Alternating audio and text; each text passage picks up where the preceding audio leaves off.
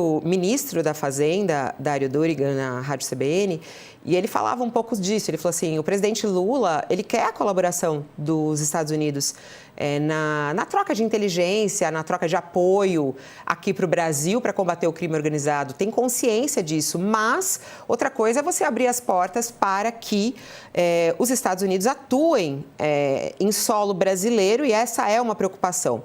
Mas ele falou desse ponto de segurança, mas o que, claro, interessa ao país e tudo mais, e a ele nesse caso, é a questão também da economia.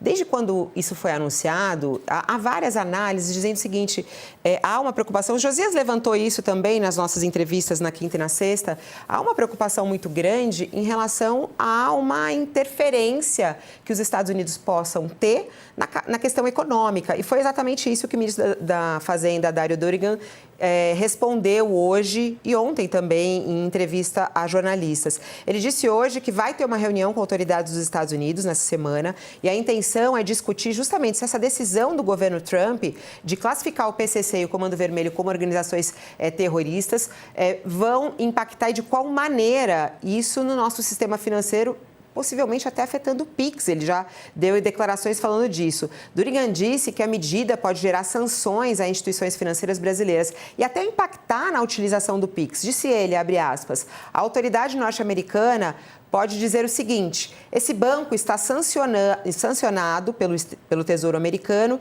e não pode operar com o PIX, porque o PIX tem sido usado para movimentar dinheiro de facções criminosas e simplesmente bloqueia, e aí prejudicando os usuários do PIX, que é a nossa principal moeda, vamos colocar assim, de negociações brasileiras.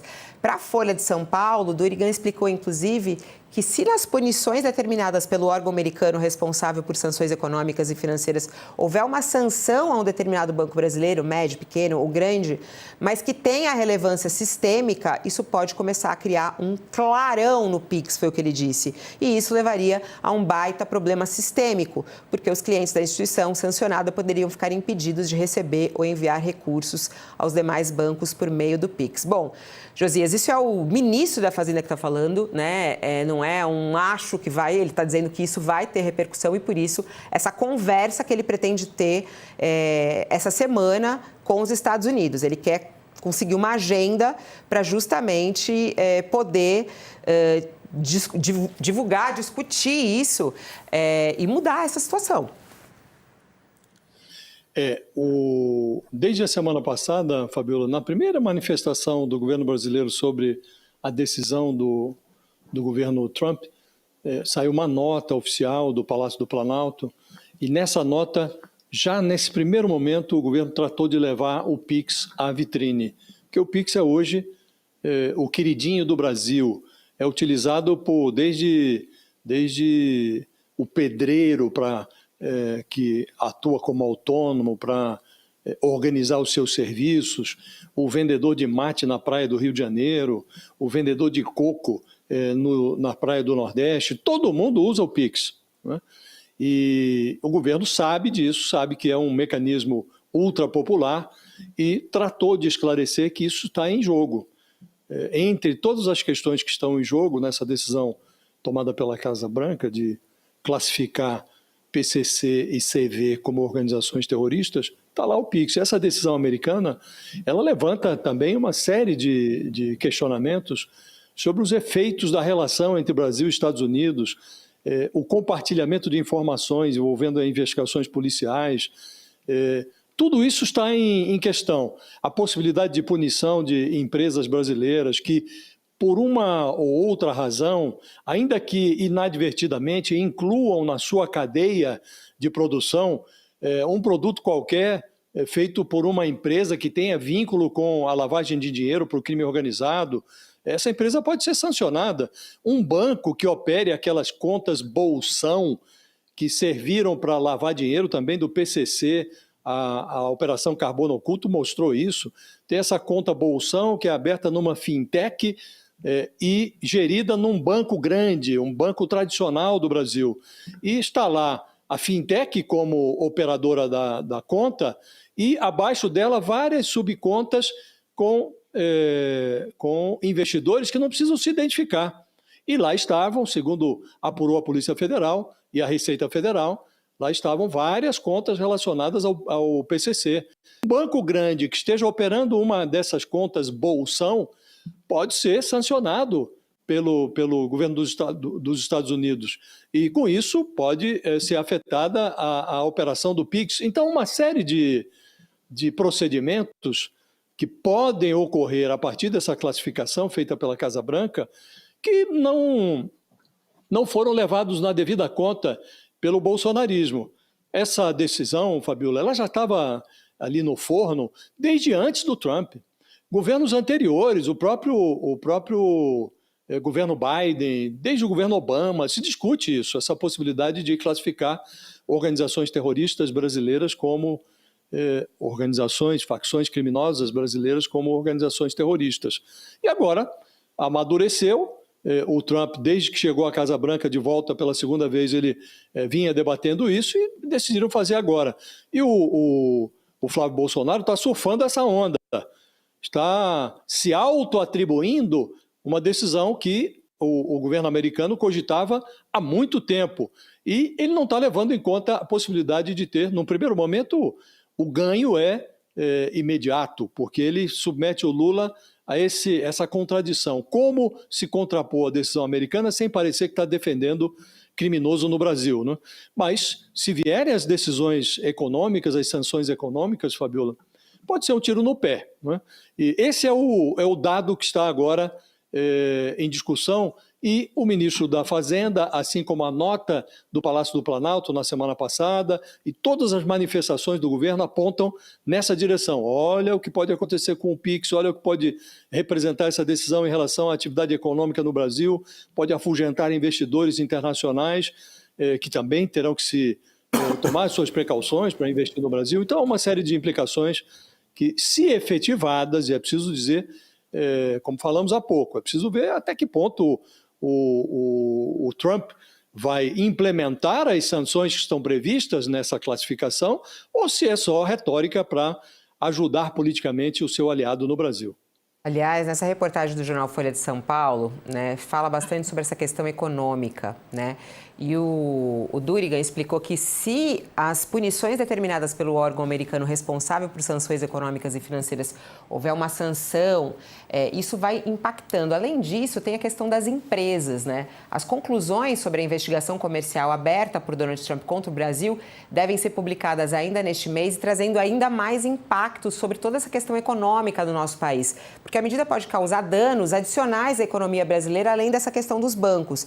Mais tarifas, inclusive, né? Eles estão pensando, aliás, daqui a pouquinho vem Mariana Sanches aqui nos trazendo isso, e entre elas, sanções consideradas de difícil reversão, que poderiam afastar investidores do país. Diferentemente do tarifaço, essas investigações comerciais têm um respaldo jurídico um pouco mais consolidado nos Estados Unidos, com questionamentos um pouco mais difíceis de serem aceitos pela justiça, e isso traz aí um perigo e até mesmo aí um problema, né, para o governo brasileiro. Como agir, o que fazer? Vamos lá, professor Schneider.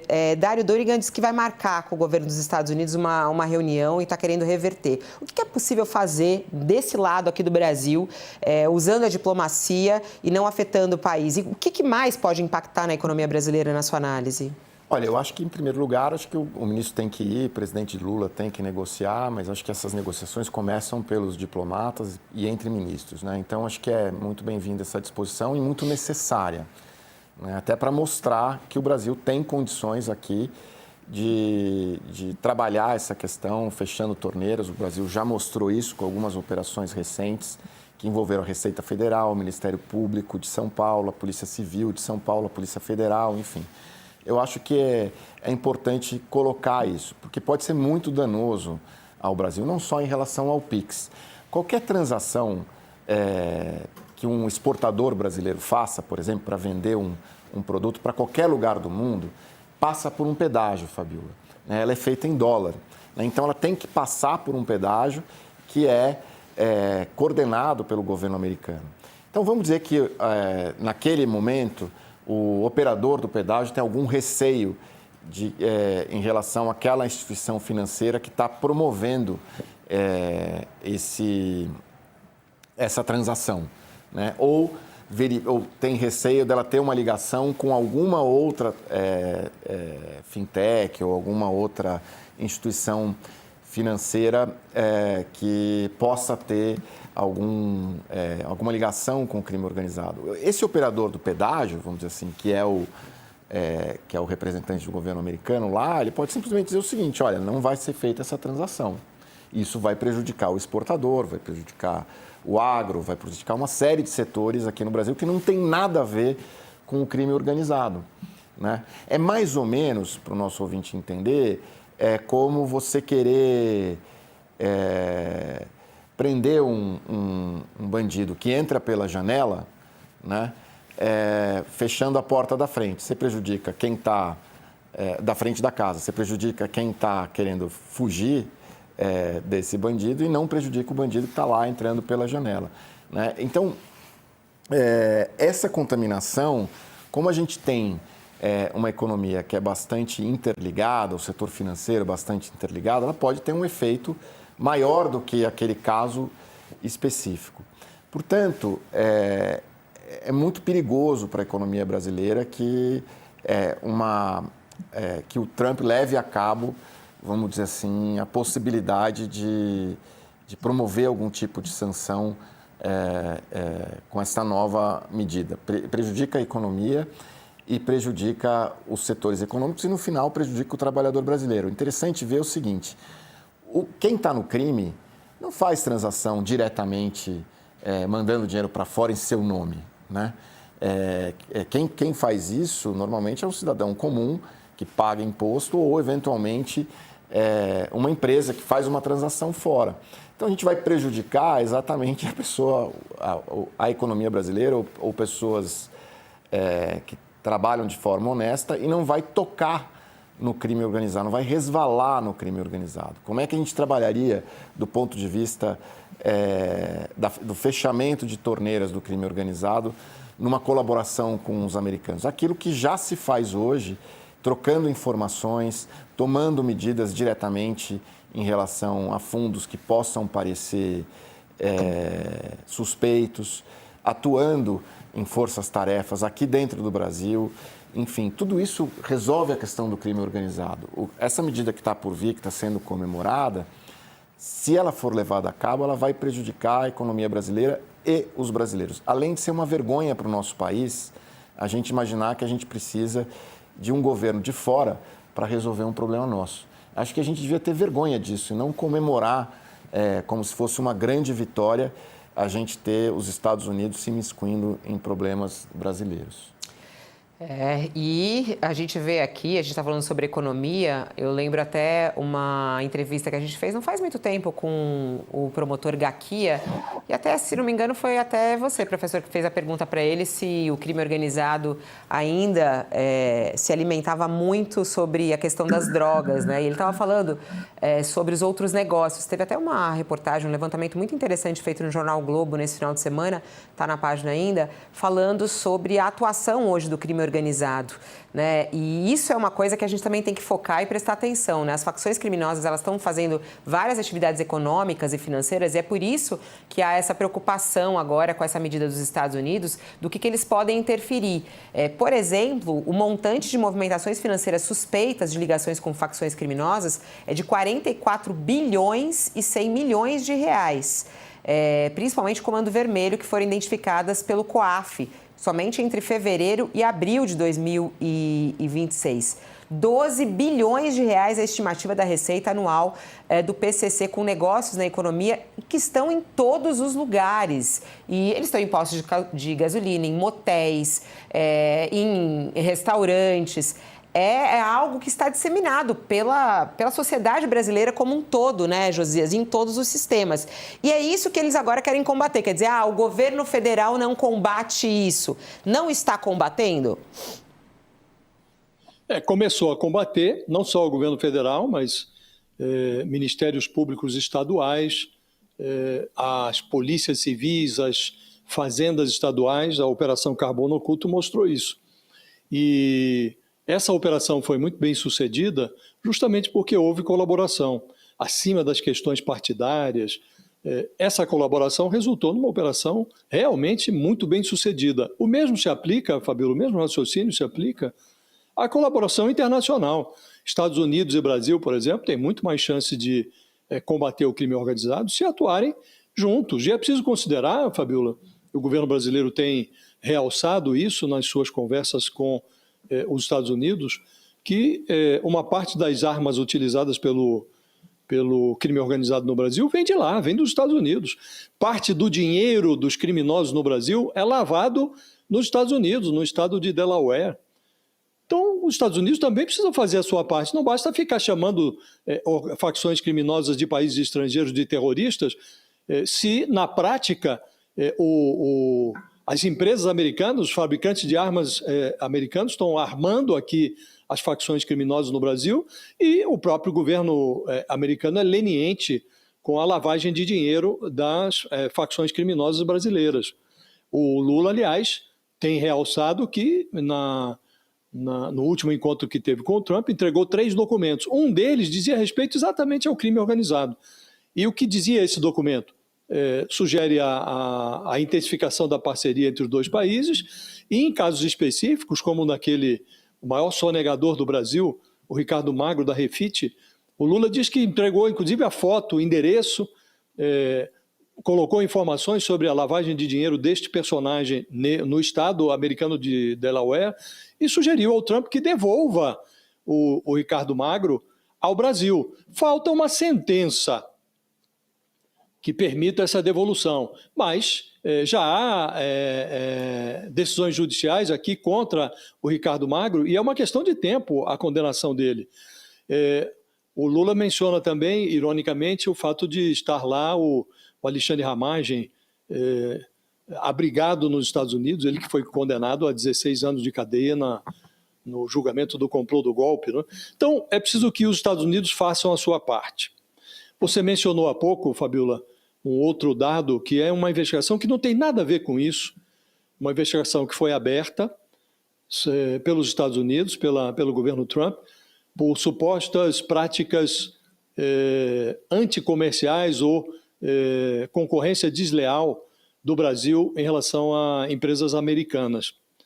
Essa investigação está aberta, é um caso ali que envolve a seção 301 do governo americano, investiga práticas desleais e o prazo está vencendo, o prazo para que os Estados Unidos anunciem uma decisão, e aqui está em jogo o PIX de novo, porque alega-se que o PIX promove uma concorrência desleal em relação às empresas de cartão de crédito de bandeira norte-americana. Então pode ter sanção relacionada ao PIX também nesse caso. E a decisão final tem que ser adotada, ou presumivelmente, tem que ser adotada até 15 de julho. Mas nesta semana, até o fim desta semana, estava previsto que a Casa Branca divulgasse as conclusões iniciais do Escritório de Comércio dos Estados Unidos, o USTR. Então, ele vai emitir as suas primeiras recomendações. O que ele recomenda ao governo americano que faça em relação ao Brasil para deter o que eles chamam de concorrência desleal? Dependendo do que vier, Fabíola, nessa decisão dos Estados Unidos, o relacionamento do Brasil com a Casa Branca pode se intoxicar de maneira irreversível até, porque isso significará nova tarifação de empresas brasileiras, pode ter punição para o PIX. Então, o Lula, quando esteve na Casa Branca, estabeleceu lá um prazo de 30 dias para que os 2 governos chegassem a bom termo e evitassem novas tarifas dos Estados Unidos contra o Brasil. Agora já está se falando até em prolongar esse período de 30 dias, porque também vence nessa semana os tais 30 dias. E até aqui não parece ter obtido o governo brasileiro nenhuma conclusão definitiva nas suas negociações com a Casa Branca. Então tem muita coisa por vir aí, Fabíola. Dependendo do que vier em termos de sanção, essa parceria do Flávio Bolsonaro com o Trump pode se revelar realmente não só um tiro no pé, mas uma jogada terminal. A gente tem até a fala do Dorigan que a gente conseguiu agora. Vamos ouvir. Vez quando se aproxima da eleição, se quer gerar instabilidade, se quer gerar prejuízo para o país. E o nosso papel aqui, com muita tranquilidade, muita serenidade, é fazer a defesa do país, seja no caso da Seção 301, que há uma série de questionamentos que são antigos, sobre a 25 de março, sobre o PIC, que isso geraria distorções para a competição de empresas norte-americanas. Isso não é verdade. A questão do desmatamento, por exemplo, também mínimas históricas. Então é inaceitável que a gente receba esse tipo de pressão, de intimidação, perto do período eleitoral. Atenção, a fala dele um pouco mais dura, né? Falando que é inaceitável, ele que trata da economia, ele falou, é inaceitável. E ele falou que isso tem um impacto, tem um fundo claramente eleitoral, é uma interferência dos Estados Unidos aqui nas eleições brasileiras.